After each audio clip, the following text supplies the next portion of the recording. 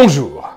Vous les attendiez, les 5 bonnes raisons sont de retour et on va traiter aujourd'hui 5 bonnes raisons de jouer tribal. Alors oui, en termes de diction et par rapport aux mots, il y a des moments où je vais dire des decks tribaux, des decks tribales, la tribalité, les tribaux, bref, ça va être un peu le bordel. Le principal est que l'on se comprenne. Déjà, qu'est-ce donc de quoi que c'est qu'un deck tribal? Bah oui, c'est important de le préciser, il y a quand même des nouveaux joueurs parmi nous. Wesh, t'insultes les casus? Wesh, moi je suis pas un casu moi. Moi je suis pas un double gros. T'as pas les casus comme ça? Il faut que tout le monde comprenne. Il faut que ce soit abordable pour tout le monde.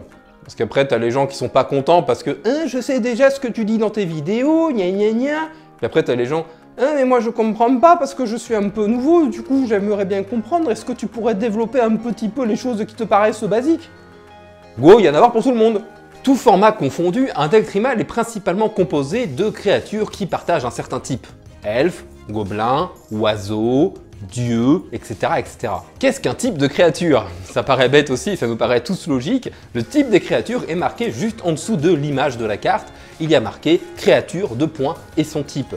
Il peut y avoir des types supplémentaires, il peut y avoir plusieurs types sur une seule créature. Une créature peut être légendaire et va avoir en plus un type. Légendaire n'est pas un type de créature. On peut entendre un deck tribal légendaire en EDH par exemple, mais c'est un peu un abus de langage, puisque le légendaire n'est pas un type à proprement parler, comme pourrait l'être Slivoid par exemple.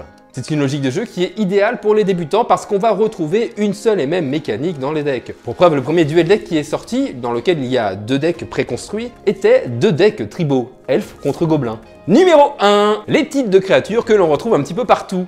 Effectivement, ça permet à certains joueurs de s'identifier au jeu, de s'identifier à Magic en soi, puisque les types de créatures que l'on retrouve, ce sont des créatures que l'on va retrouver dans d'autres jeux. Je prends un exemple très simple, vous allez sur World of Warcraft, un MMO très connu évidemment bien sûr, sur lequel vous allez pouvoir jouer des nains par exemple ou des gobelins. Eh bien ce sont des types de créatures que l'on va retrouver dans Magic. Alors, l'exemple le plus précis aurait été de nommer les elfes, elfes de la nuit, elfes noirs, etc. Je ne suis pas un gros joueur de WoW, mais bon, même sans avoir trop joué à WoW, je sais que les elfes existent dans WoW.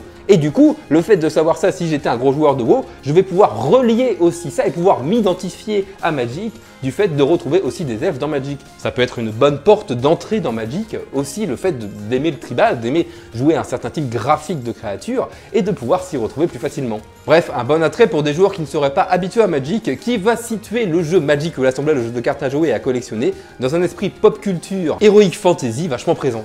Numéro 2, tout réunir autour d'une seule et même synergie. En général, les synergies des tribales, de la tribalité dont on va parler, par exemple ici zombie, qui est vachement basé sur le cimetière, on va sacrifier des créatures, exiler des créatures de cimetière pour créer des zombies. Tout au long de l'univers de Magic, même sur les nouvelles sorties, les nouvelles extensions, les synergies resteront à peu près les mêmes. Zombie jouera toujours avec le cimetière, les elfes joueront toujours avec le mana. Bon, en même temps, le vert, le mana, la cohérence est encore présente évidemment, mais l'avantage c'est qu'on s'y retrouve.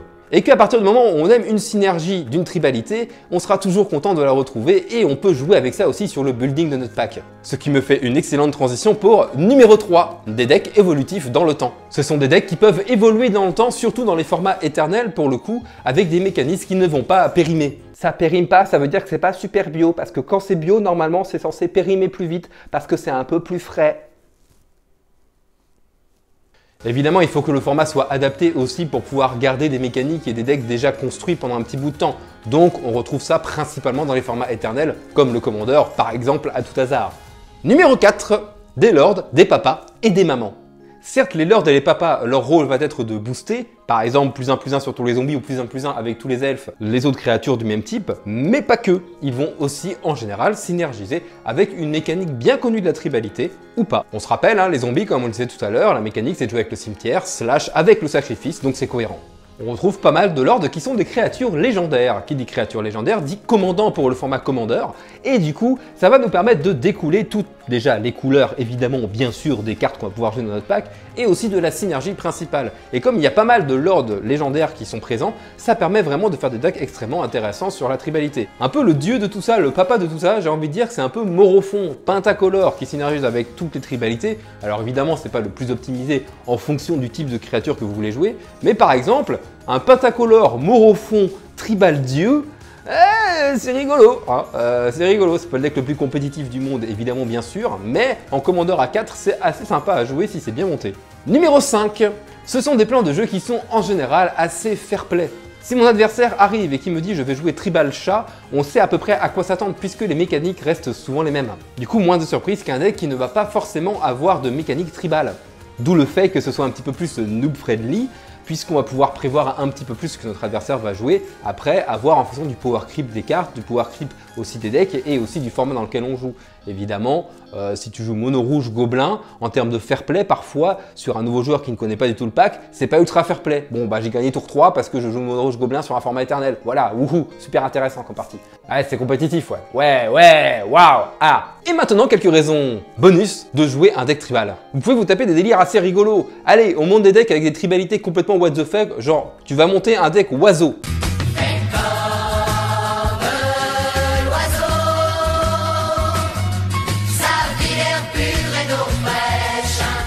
Voilà, débrouille-toi avec ça, et c'est assez rigolo, du coup ça ouvre des possibilités vraiment what the fuck, qui peuvent être très rigolotes à jouer, et en plus ça nous fait violence sur des choses qu'on n'aurait jamais vraiment pensé à jouer. Une autre petite raison bonus, ça apporte des combos complètement débiles. Un combo sur le thème Tribal Elf, je vous les affiche là, et on va faire un truc, aujourd'hui c'est vous qui allez trouver le combo. Vous me le dites dans les commentaires.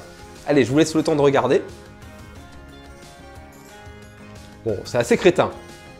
Ça va vous faire réfléchir un peu. Voilà, vous marquez dans les commentaires le combo, en 3 cartes, hein.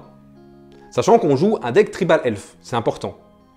Genre en commandeur, donc vous avez accès à un pool de cartes assez énorme. Jouer Tribal, c'est la vie, et ça, c'est une excellente raison de te mettre à jouer Tribal. Sur ce, je te remercie d'avoir regardé cette vidéo, tu peux la partager un maximum partout où tu peux, t'abonner à la chaîne YouTube, et surtout n'oublie pas, la magie n'est jamais finie, un maximum de love.